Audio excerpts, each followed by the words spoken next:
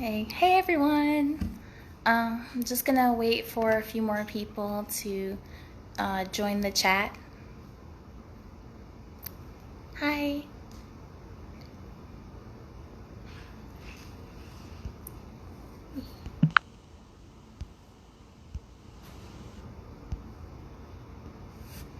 Hey. Okay. Hi everyone, I'm Anne. So today our discussion is gonna be about monetization. It's gonna be about how to monetize your podcast. Last week we actually sent out a poll. Hi, hey. We sent out a poll to people to discuss what you want the next topic to be about. 67% of you said monetization, and about 33 of you said tech talk, so we chose monetization. So yeah, so that's what we're going to be discussing this evening. We also have shout out to Blast Podzine. We have them coming on later to talk about their podcast, the content that they've put out so far, and also how they were able to get sponsorships and monetize their content as well. So let's get into it. First, we can talk about, what is monetization? Well, monetization is the process of converting something that, isn't of any value or legal tender and then turning it into a legal tender. So with your podcast content, you would be taking the episodes, whether you do talk or spirituality, you'd be taking the content of your conversation and then you would be converting it to something of value. And there are a few ways you're able to do that. So some of the ways that people often monetize their content is through, like, if you could do affiliate marketing, you could also do crowdfunding. In addition to that, you can also sell merchandise. So if you're a podcast and you have any t-shirts or any mugs and things you can sell with your brand or logo on it, that's a really great way for you to also make money. In addition to that, you can get sponsorships from companies. So they could be big brand companies, or they could be, a company that you pass by on the street that's right in your neighborhood. A lot of the times when you're reaching for, when people are looking for ads and sponsorships, they think that, I have to get some big brand name company in order for me to, actually receive funding or to receive sponsorship. And a lot of the time, it can be the very small businesses and stores that you live, 2 minutes from. And a lot of the time, they actually need your assistance, and they do need your platform to get the word out on their actual business, especially if the small business doesn't have any. Oh, shout out to the Evans Show, and also shout out to HT Business Solutions. Hi. But yeah, a lot of the time, there are some small businesses that can be in your local community, and they don't have the same online presence that maybe bigger companies have or other podcasters have. So they need your platform to actually expand their brand. So you can reach out to them as well. In addition to that, not many people think about this way, but it's a very great way for you to make money from your podcast. You could actually sell, your skills and create an online course. So through the online course, you're selling your expertise and your content in that way. So you're able to bring money into your podcast as well. Also, you can do a lot of, hi Denise, hey. Also, another great way, Also, another great way for you to make money with your brand is by, selling subscriptions or you could also sell, episodes, like 1 or 2 episodes at a time of bonus content that your viewers may not have been able to see in a regular episode. So that would kind of give them more of an incentive. If you have any content, which goes back to the conversation we previously had a few weeks ago about batch contenting. If you have any bonus content that you can use to monetize your funds, that's a really great way for you to, build your brand and also to get money to come into your podcast as well.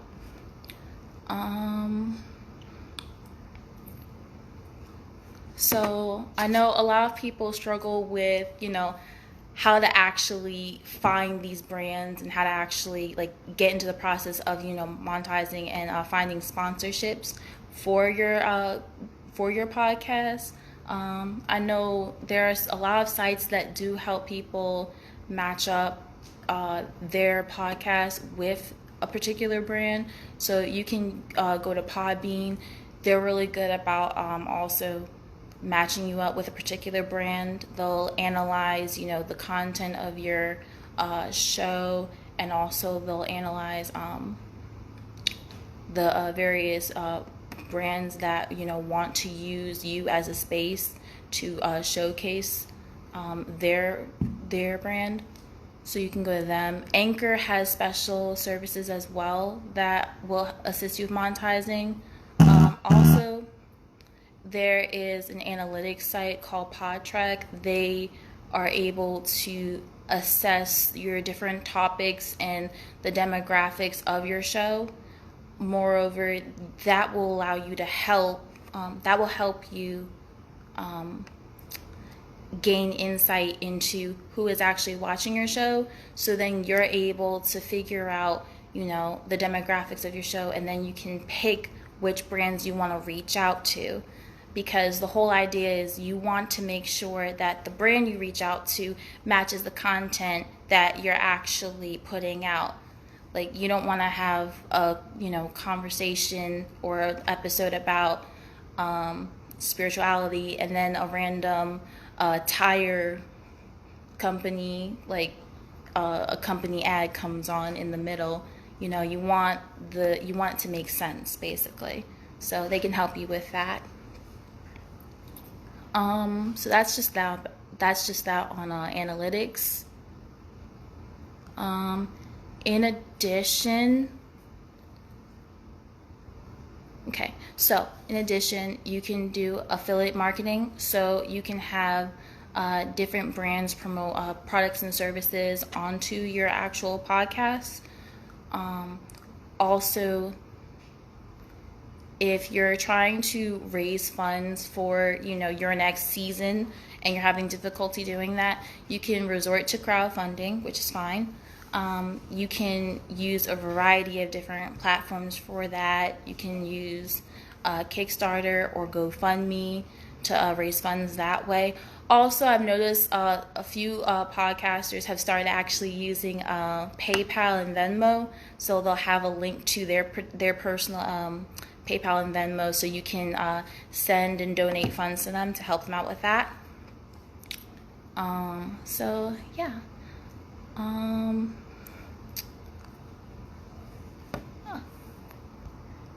Shout out to Talks with Evie podcast, hey. And also shout out to a different 50 podcast. Thank you guys for tuning in. Thanks. Okay.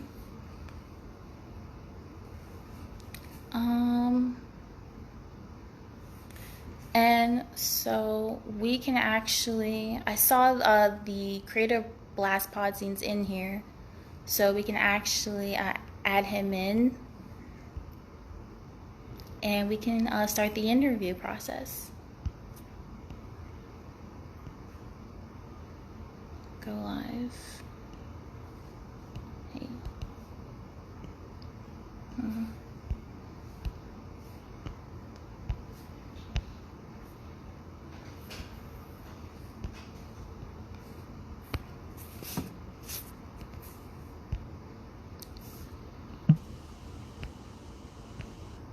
Oh, there you are.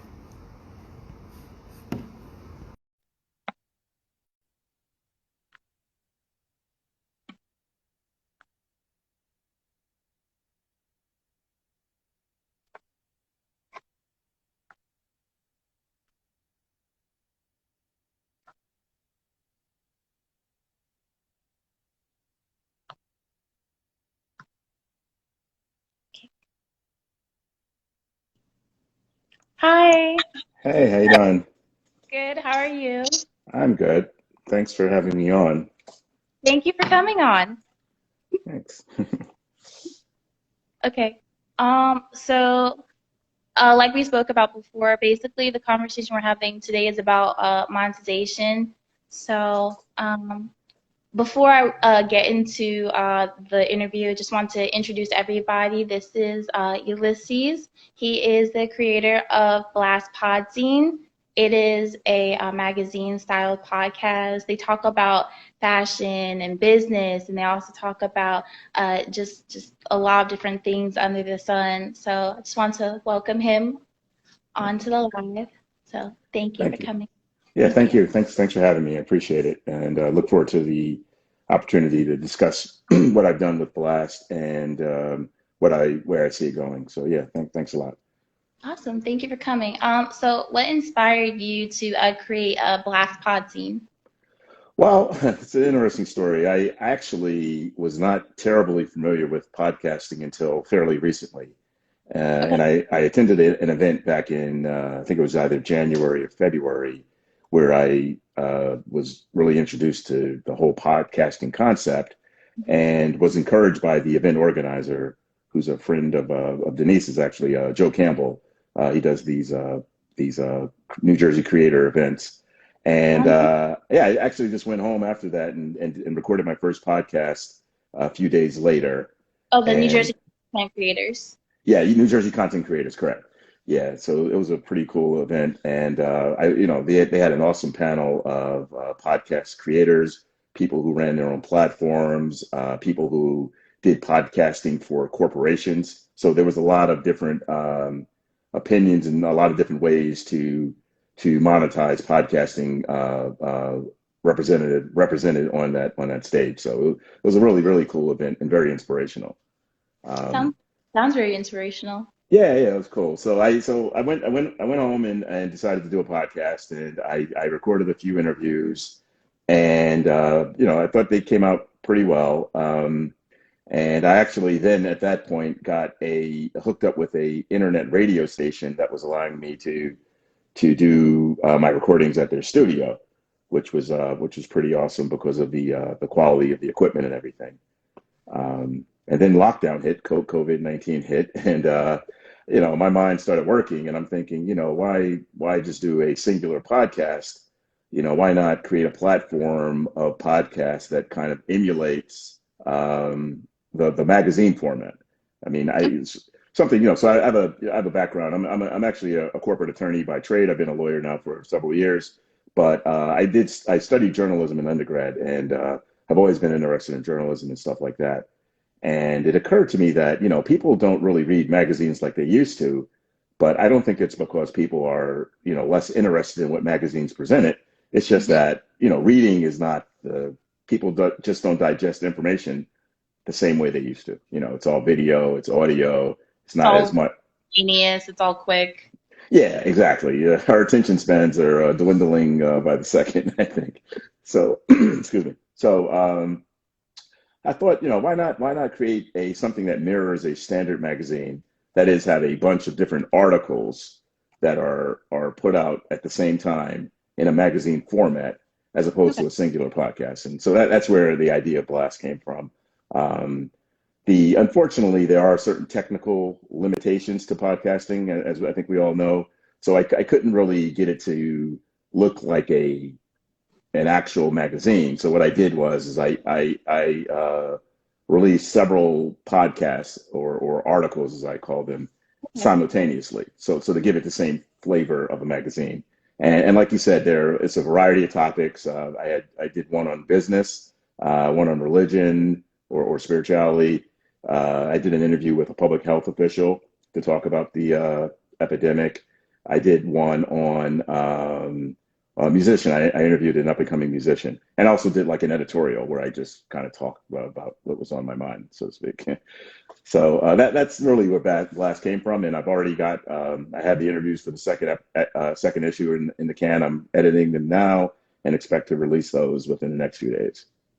Nice. And this was all, so all the like articles and everything that you had set up, this was prior to COVID, or did you find yourself being overproductive and did you find this now time, this forced time that we have now as a way to, inspire you to put out more content? Well, so this was all post-COVID. So everything I did for the magazine, actually did from my home. So it was all during lockdown.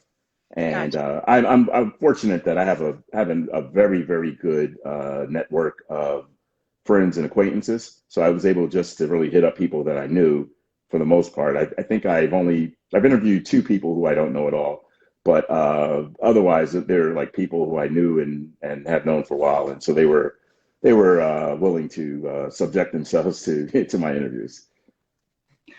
So where does the actual blast, the name Blast Podzine come from? Is there anything in a special story behind that? No, actually, I was looking for a catchy name, and I forgot the first name I had. It turned out it was already in use, and so I looked around for there are certain podcasts that have blast in the title, Hmm. but there was actually, and I'm going to sound crazy. There was an early 20th century magazine on art called Blast. It was a very eclectic magazine, and I liked the artwork on it. I think it was out in 1913 or something crazy like that. And I said, you know what, that'd be a cool. I like the name. I think it has a very powerful name. It kind of evokes what I want to evoke. That is, it's an energetic. It's really Uh, interesting. It's coming at you. It's very, Yeah, yeah, yeah. and that's what I was looking at. Or, I'm sorry, that's what I was looking to go for. And so I settled on Blast. And as far as I'm aware, although I've seen the word used before in certain print, uh, podzine is not a term that's in wide usage. So I'm not gonna claim to be the creator of it, but I hope to be someone who at least moves it forward in a positive way. You could be the one that coins the term, I guess. There you go. You Yeah. could coin the All right. term Podzine. Yeah, yeah. I'll be that. So yeah, so that's how I came up with the name, and then I fiddled around with I got some software, some art software, and I came up with the color scheme and logo, which I'm going to probably not probably, I'm definitely going to evolve over time, but the color scheme will stay the same. It's orange and yellow are my two favorite colors, so gonna stay with And that. blast, that's what you think about. You think a lot. It's like a ball of energy, basically, when you think about orange and yellow colors. Yeah, yeah, and I mean, orange is my signature color. So, see, I think I have an orange shirt on now. So, yeah, it's just something I like, and I think also, you know, I don't know if it's still current slang, but slang for blast, have a blast is, have a good time. I don't know if people still say that so much. Probably not, but I think people know that is a term for blast.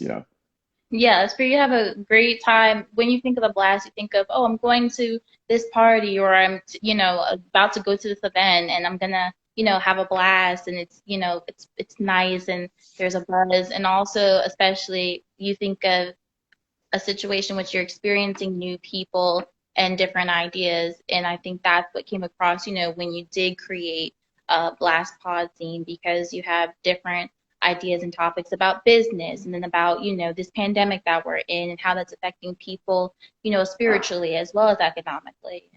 And, Yeah, it's and that's what I had in mind. I had in mind like some of the classic magazines, like a GQ or an Esquire, or even like an Ebony, where you didn't have there were a bunch of different topics covered. It wasn't all the same subject, and that's really where I was coming from with it. so cool. So actually, you within the month that you did start your podcast, you were able to secure about three sponsors. And for some podcasters, they go about sponsorship in different ways. Some, they think I have to have a lot of influence, a big audience before I actually seek out sponsorship or affiliate marketing. And then Some think, I can just hit the ground running. I'll have everything lined up and then I'll just work my content and around the brands that I have. Um, Mm. so what route did you take when you were reaching out for sponsorship? Well, so I knew I knew all along that I wanted this to be something that would have some sponsorship attached to it, that something that a venture that I could ultimately monetize. So I did some research on how you get sponsors for podcasts, and all of the research I saw said generally, you can get sponsorship or get paid per X amount of listens or downloads. So, and typically the number I saw was like 1,000. And I'm like, I'm not going to get to 1,000 on my first podcast. I mean, that would be cool, but it's not very realistic. That'd be So, really cool. yeah, that would be awesome. But I'm a realist. So I thought about it and I said, you know what? And I was talking to my friend, actually my cousin, and she was like, why don't you just go, approach some of these local businesses and see if they would like to sponsor your shows. And I was like, yeah, that's a great idea. And like I said, I have a great network of friends and acquaintances. So I said, let me just reach out to people I know, whether in passing or closely, and see if they'd be interested in sponsoring the podcast. And so instead of doing it at say $20 per 1,000 downloads, I said, hey, why don't you just give me a flat fee for this exposure that I can guarantee you, because I think we're going to get some hits, and it will probably, not probably, it will be in all likelihood a local audience. Excuse me. It will be a local audience of people who will likely frequent your business. So it's mutually beneficial. I get a sponsorship for for a reasonable fee, and you get exposure. So that's basically how the idea started. And then I just went about calling people. Obviously calling because you can't go in person anymore, at least right now, and making those connections. Sometimes reconnections. Some two of the sponsors were people who, while I know them or knew them, I had not been in touch with recently, but I knew they had businesses, and I said, hey, this is an opportunity to get some exposure, and and getting me a sponsor at the same time. Especially for smaller businesses, which is kind of, can you share what is the range you charge as a fee? Was there any particular range you had in mind when you were charging a fee? Like, what was the range you would charge as a fee? Well, again, so the way I saw this as the first episode, inaugural production, I'm not trying to hit people over the head. I didn't think people would go for that. So I charged anywhere.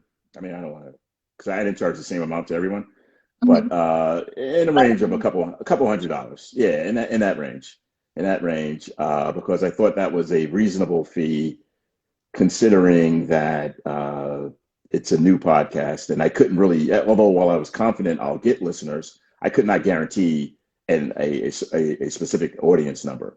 So I thought, hey, give me a flat fee of a few $100, and people will listen to it, and I'll continually market and promote it.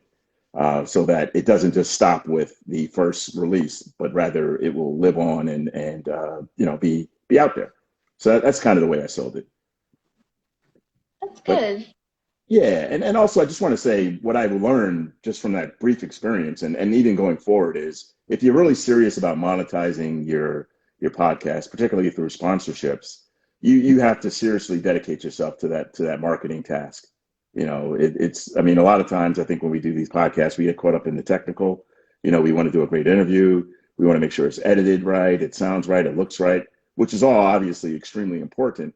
But if you're going to make money off of it, you really got to spend some time marketing. You got to be a marketing guy. You got to make phone calls. You have to really pitch your podcast, and you have to make a compelling argument for why someone should attach the name of their business to it. You know. And do you feel like that is something that a lot of podcasters and people, like tend to fail to do, or that's a common mistake that people make while they're searching out for ads or for sponsorships? Yeah, I like I said, I don't have enough familiarity with the business to make that statement, but from the people I've spoken to, yeah, a couple of people seem to have, yeah, it's kind of like, I do the podcast and, I'm going to have, GM and McDonald's and Verizon the next day. And that's just not realistic, probably, because a lot of times people want to see if they want to see a track record first off, and then secondly, like I said, if the bar is 1,000 listens, I mean, you're never going to get paid, at least initially, because you're probably not going to get to that bar to that level, in the near term. So why not do something more innovative? Why not offer like flat arrangements? Why not say go out to a local coffee shop or a barber shop, something like that, where they may have a few $100 they can throw at you, and they get some exposure, some advertising. Gotcha. So was there any what let's see. Sorry. I'm just going back to these questions here. So was the rate per episode or was it per season?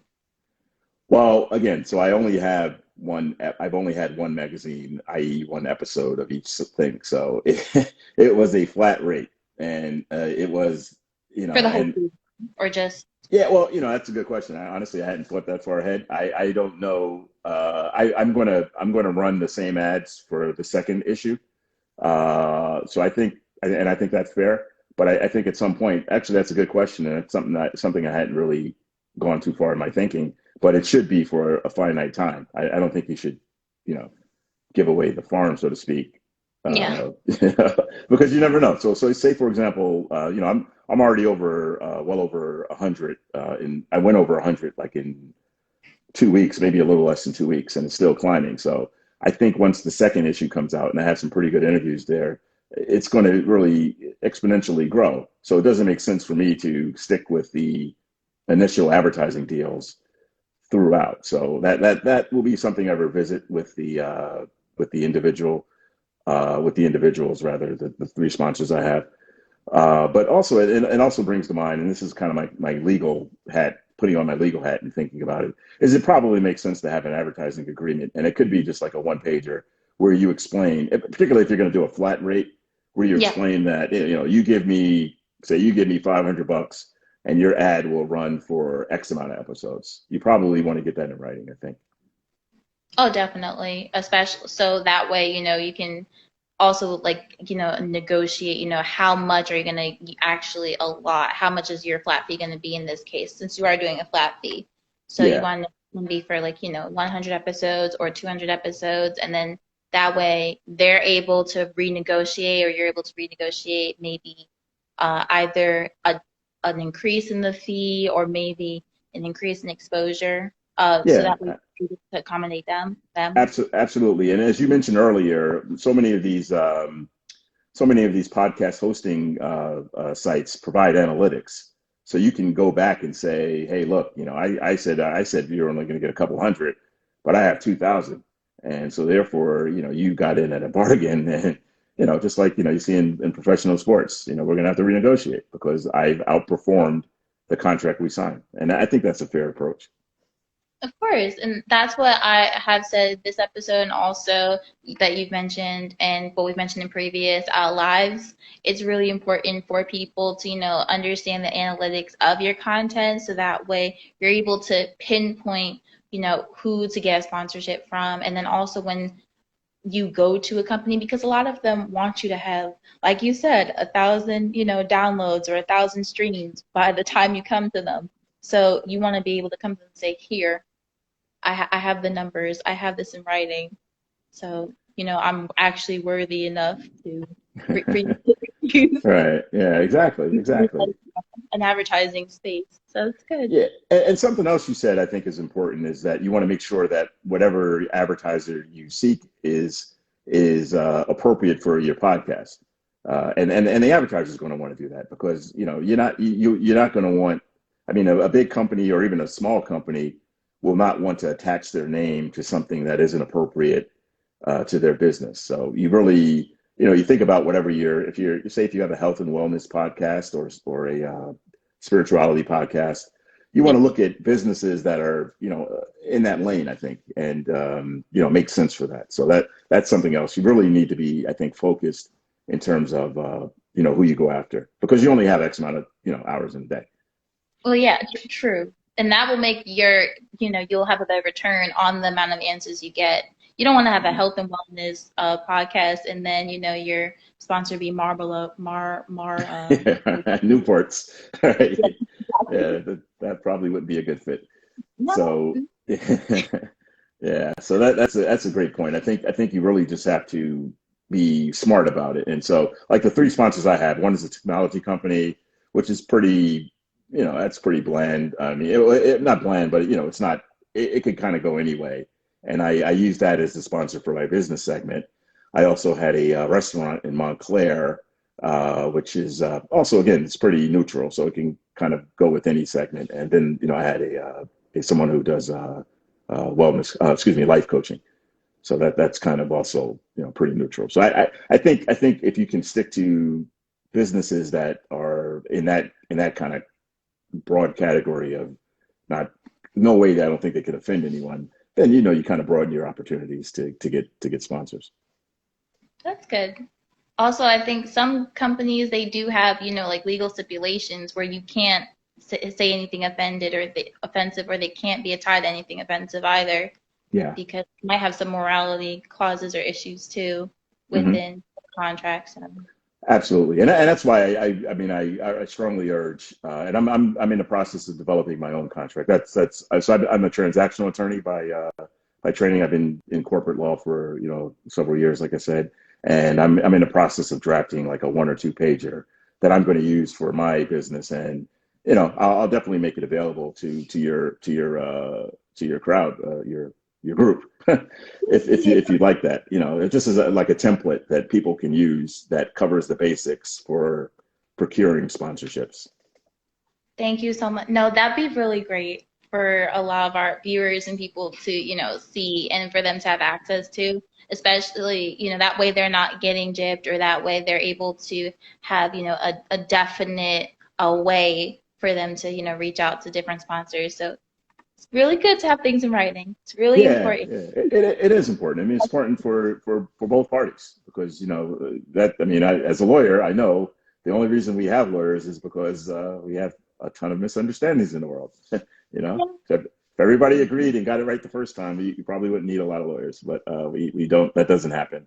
So yeah, get it in writing. And what I'm developing is something short and sweet. It may be accepted or may not. Obviously the other party has the opportunity to propose counter language, and sometimes it may be more extensive. But I think that's a good problem because that means that they want to use you, and they're willing to pay you. So that's something that you worry about down the line. So that's good. That is something that you're gonna also worry about a lot. So does this mean we're gonna have a segment on your, or an article on Blast Podzine about legality of podcast legality? Is I that coming? wanted I want to do that, and it's crazy because like I said, I mean, I have a lot of connections, and most of them are lawyers because I've gone through law school and being a lawyer. I am actually looking for the right person to do that segment with, and I would love to talk about the legality of podcasting, knowing your rights, issues on copyright. Actually, one of my interviews that's coming out is with a world famous photographer who I just happen to have gone to college with, and he's actually a hip hop photographer. He did like a lot of shots of Tupac, Biggie, all that stuff. He used to work for the Source Five, all that stuff. And part of our conversation is on copyright and understanding what you own and what is not owned by you, and protecting your copyright and not infringing others' copyrights, which is usually what happens a lot. Yeah. that So happens a lot in podcasting and music and YouTube content, a lot of people's content. yep, absolutely. And it's usually unintentional, but I mean, still it could cause problems. It's even worse when it is intentional. Yeah, that's right. That's right. So, yeah, so that just to give a quick plug. That's a interview with Chi Modu. You can look him up. He is like probably the top hip hop photographer, even though he does a little bit of everything. But he cut his teeth doing the covers for the Source and Vibe magazine and those publications. So that will Someone be said, coming out soon. I'm so sorry. they say, oh, someone asked, can you do a episode on copyright infringement?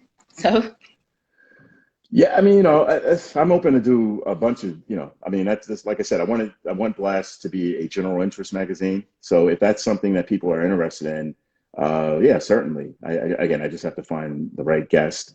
And also, if I can, I mean, I know I mentioned this to you and Denise, the thought behind Blast is that I don't want to be recording 4 podcasts per week or every other week, whatever it is.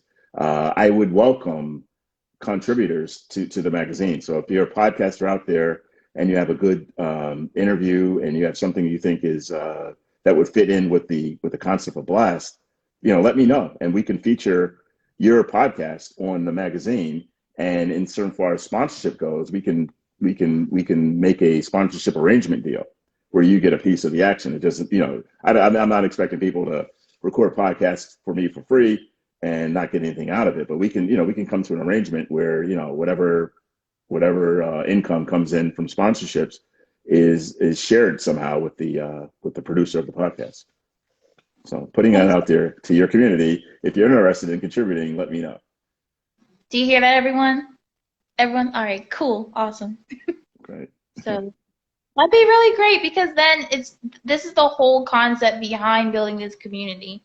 It's for us to all come together, to not be so segmented, and just for us to support each other and create wonderful content.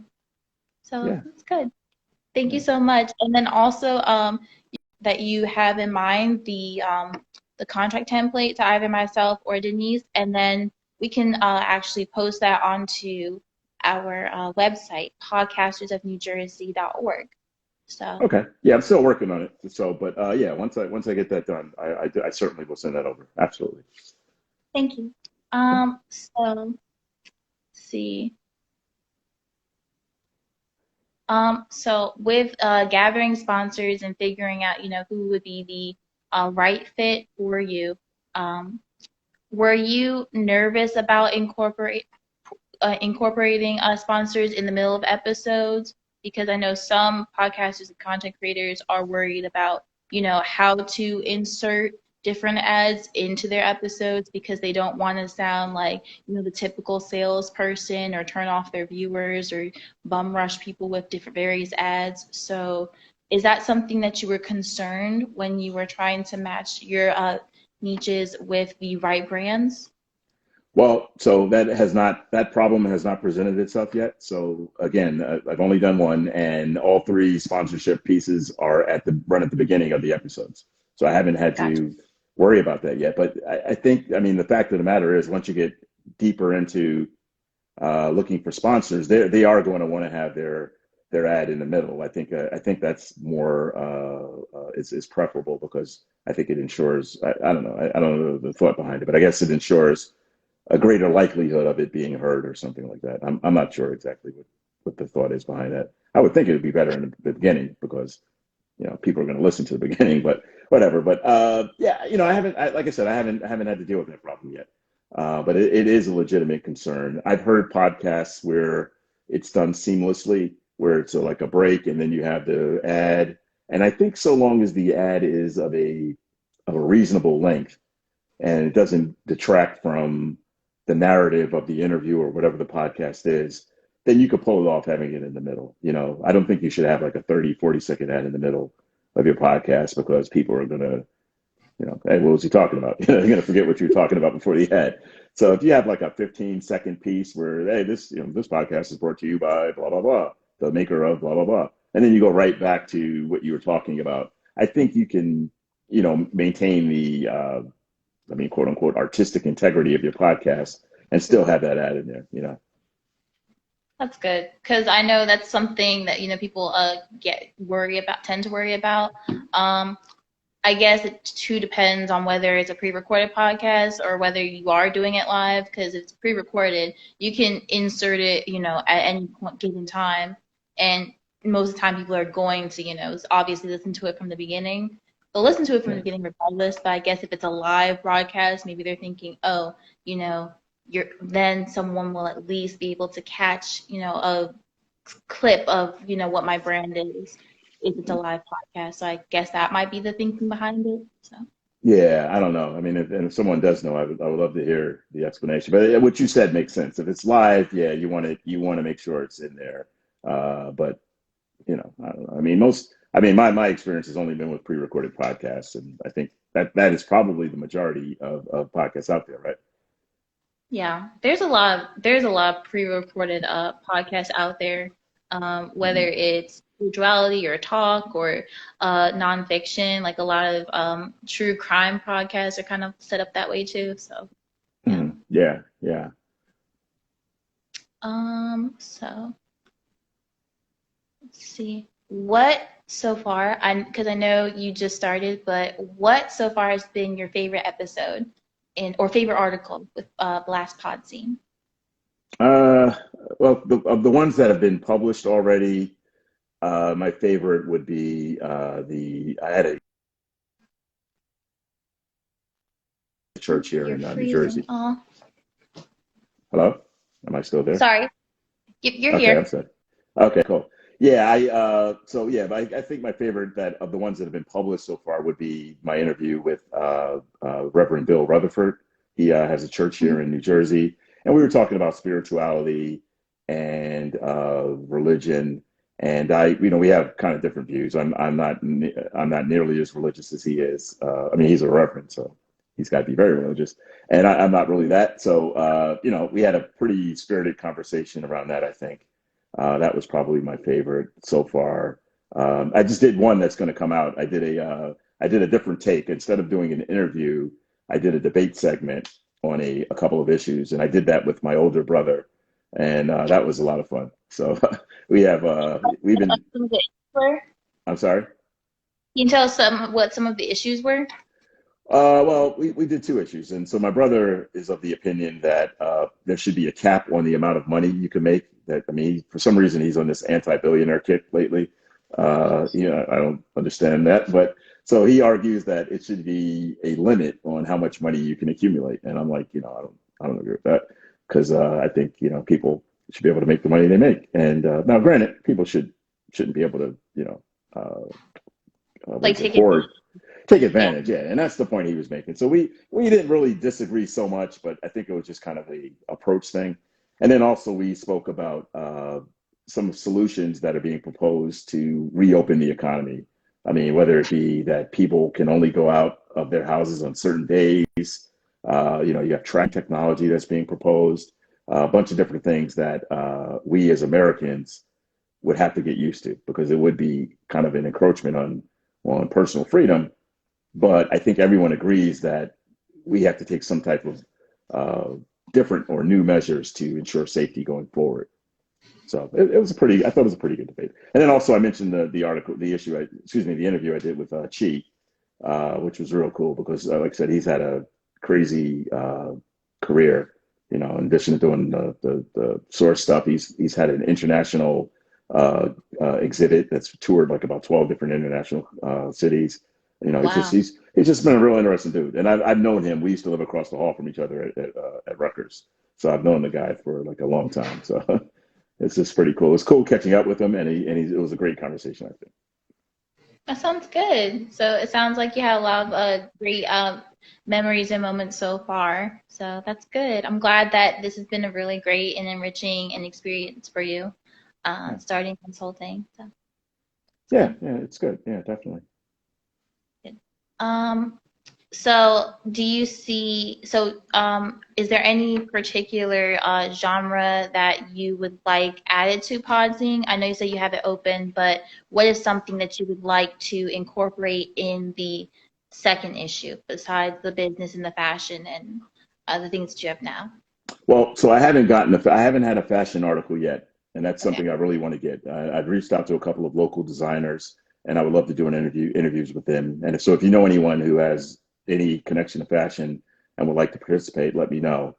Of course. And then also sports. I mean, I'm a big sports guy, but I haven't found yet the right guest to cover sports. I'm not sure if I want a former athlete or do I want to look at it from the business side or maybe just kind of like a fan thing.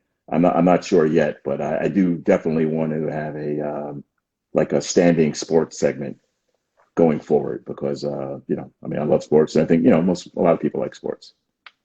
Yeah, I think it'd be great to at least, if not, have all three types of hosts for your sports podcast. Then it'd be really great for you to have like at least one guest related to that, because that way you see it from the fan perspective. Also, you get to see it from the sports management side, because that tends to be something people gravitate towards too as well. So yeah. Yeah, I think so. Yeah, and so I've been looking at. In fact, I've been looking at. I have a couple of friends who are agents. Who one of my boys represents a lot of athletes who play overseas. I was thinking about maybe asking him to do a show. And I have another friend who has a few NFL players. So I was thinking about that, or something. Just something that I think people will find interesting. I mean, that's really the end of the day. I mean, but like I said, I want this thing to really grow. And so in order for it to grow, you have to have interesting guests. People aren't tuning in just to hear me talk. They want to hear what the guests say, and they want to get some good information or just something that's kind of, like, oh, that's a good story, that kind of thing. Yeah, that's good, because it's great to, have a conversation with someone, but it really adds another layer of substance when you do have an expert to come onto your show and discuss something. Like I know in the past, like with the Love Zone USA with the radio channel that Denise and I ran, what happened was we had, various therapists come on, or different people to talk about, issues concerning mental health, or, issues concerning relationship counseling. So, the host would give their opinion, but ultimately we did have, a doctor come on, and they would discuss, how to how to be emotionally available for your partner, and also, how to have those layers of communication. So it really Yeah, adds their layer of substance when you're able to have an expert come on. And it helps, at the end of the day, it makes your audience happy, and it gives them something to consider, and it gives them, insight into something that they may not have known, or that they've always wanted to know.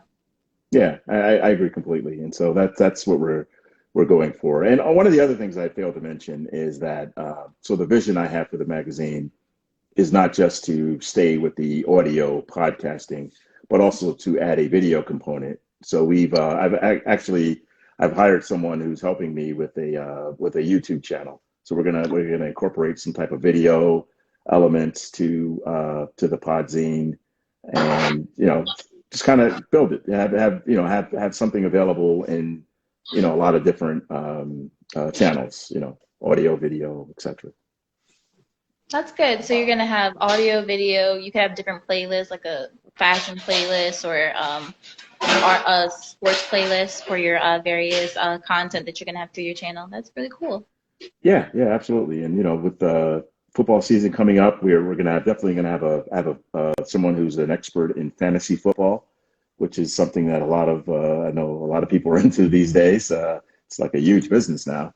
So we're gonna have an element on that too. That's good. So, oh, you could try to talk to FanDuel or someone from there to sponsor you.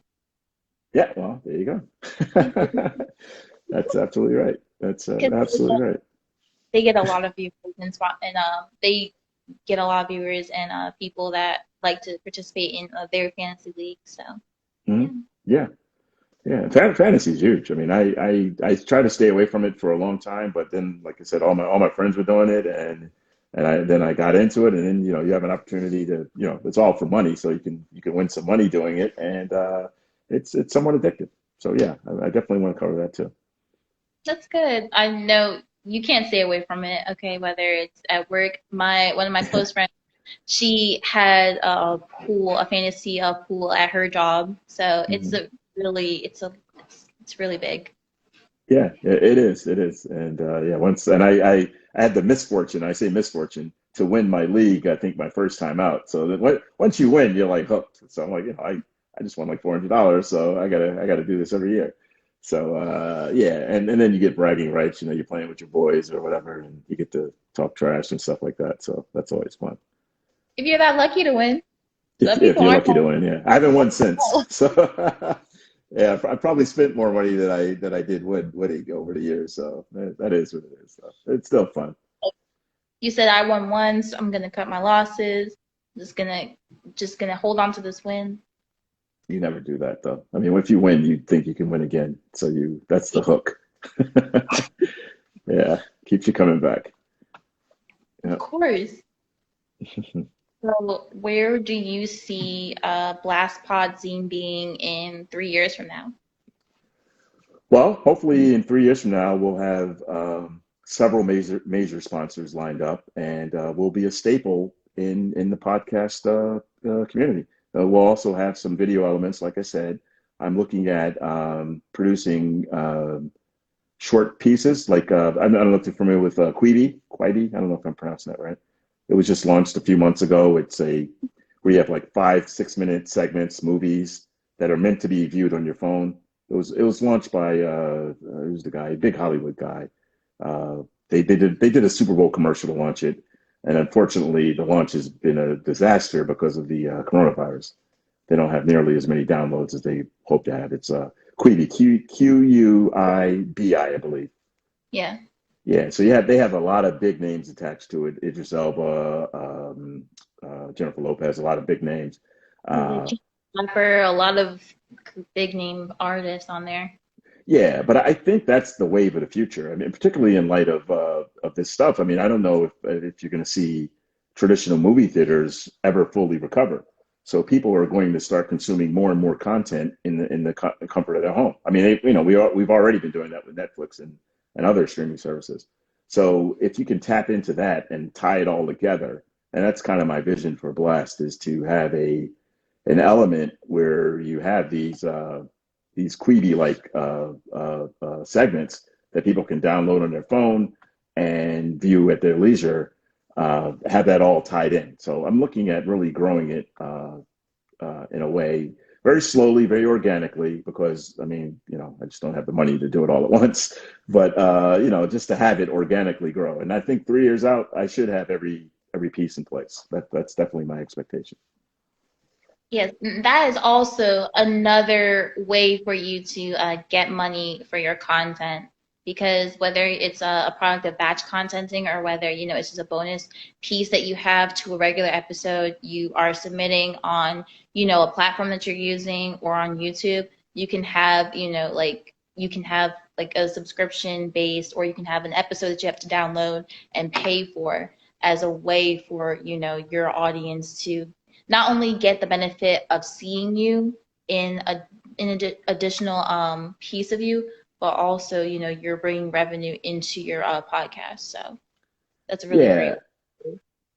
Yeah, yeah, and that's something that in my research it came across. Like there is a very early wave of trying to establish subscriber, pay for a podcast. I don't know if that's going to catch on right now. I mean, I saw there was an article I think in January or February where podcasts crossed the 1 million mark. So there are like a million podcasts out there now.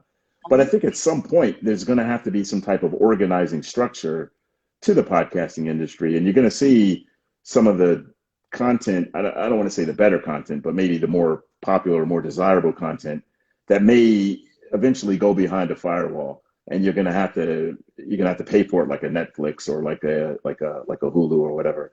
And I don't know if that's down the road, I think, but I think ultimately it's going to have to be a little more organized than it is now. Where I mean, and again, I'm not against what the current state because obviously the current state allowed me to out of nowhere just come up with a podcast and see what happens. So I'm all for it. But I think ultimately, capitalism, the economic dictates are gonna kick in, and you're gonna see some type of different structure take hold. Yeah. And also, I mean, if you're doing it, you can't just, post whatever you would normally post on a free platform. It has to be something, different and of substance. So if you were to do like, or not just you, but anybody, like you would have to make sure, if you're going to go the subscription route, it would also be, something that's informative that they necessarily wouldn't get with a regular episode. Or it could be, a teaching episode. Like you could teach some of your expertise as a lawyer or you could, have somebody come in and, do an instruction about spirituality, how to cope with being in this pandemic and the climate that we're in. So it has to be something, with a little bit more luster if, you're going to subscribe, if create a subscription based type of content, because a lot of people, like you said, are being flooded with Quibi and Netflix and now Disney Plus and just a lot of other subscription based type of networking. So yeah, it's a Yeah, lot. no, absolutely. Yeah, if you're going to ask people to pay a price to listen to you to tune into your podcast, it's got to be, I think, one or two things. It's like you said, it has to be where maybe you're getting expert advice that you can't get anywhere else, or it has to have the wow factor of an attachment to a celebrity or something like that. So, say if I'm interviewing top celebrities, Beyonce, Serena Williams, whatever, down the line, people may pay to see that or hear that. Or if it's, like you said, some expert advice, some, what I like to call actionable intelligence, then people will pay for that. But if it's just, what I'm doing right now, I don't see anybody paying for what I'm doing right now. As much as I love it, as much as I think it's of high value and good content, I mean, you can get a podcast of what I'm doing now anywhere. So why would you pay? Why would you pay a premium for it? But again, this is the beginning stages. It's going to grow, and ultimately, maybe it does lead to something where it's a subscription type service. That's good. So, I mean, you never know. I mean, you can create a subscription-based service. Like, well, with what we're saying, we're not saying not to create one or not to do that. But if you do, you have to have a lot of purpose and, detailed intent with what you're going to be putting out there for, your viewers and your audience. Yeah, Because you have to have a plan. Yeah, I mean, absolutely. You have to have a goal in mind and a plan, and you need to focus on who your audience is and provide content that they will find, worth paying for. so, so how can we hear about any updates regarding Blast Podzine and any upcoming episodes? Are there any, where can we follow you? Oh, so I have an Instagram page, Blast Podzine, that I'm going to post content on, as well as a Facebook Blast Podzine page. We also have a Twitter handle at Blast Podzine, and have the website, which is and it's hosted by Simplecast. I don't remember offhand. It's kind of complicated. I'm actually in the process of developing a standalone website that will tie into the Simplecast site, because Simplecast is at Blast the Lifestyle Podzine. There's a bunch of hyphens in there, but I can post that link onto. I can provide you with that if you like, Yeah, so you people can. know where to get it. We can Oh, send it out to. We can post it onto our website, so that way they okay. can.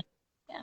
Awesome, awesome. But in the meantime, though, like I said, we have an Instagram presence, a Facebook presence, Twitter presence, and you can link to the all of the episodes through those platforms. Awesome. Well, thank you so much for coming on, Ulysses. We really appreciate the insight that you have into sponsorships. And we look forward to hearing about, any. Oh, I see your tag is right down there at Blast Podzine. Oh, Okay. yeah. Oh, thank you. Yeah, no, this is awesome. I mean, and I just recently joined the Podcasters of New Jersey, and I look forward to getting to meet everyone. It's too bad we can't meet in person right now, but I would love to meet everyone, and I'm sure, I'm like I said, I'm fairly new to this, so I want to learn and collaborate with as many people as possible. So, thank you. Thank you. Hopefully, we'll be able to meet in person soon. Yeah, that would be cool. Awesome. Thank you so much. Okay. Should I sign off the Oh, live thing? yeah. Okay. All right. Take care. I'm just Take- gonna end the live thing. That's all. All right. Awesome.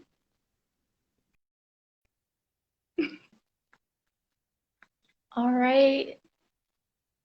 So to review, yes, we would definitely like to meet and build. Okay, 24 seconds left. Okay.